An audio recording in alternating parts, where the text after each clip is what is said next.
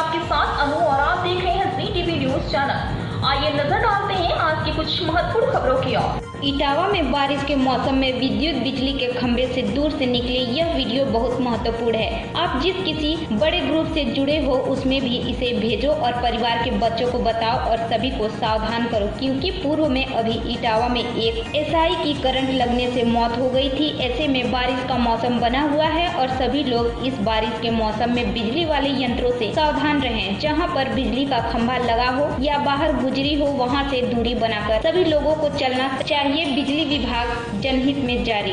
पेश है इटावा से राहुल तिवारी की खास रिपोर्ट।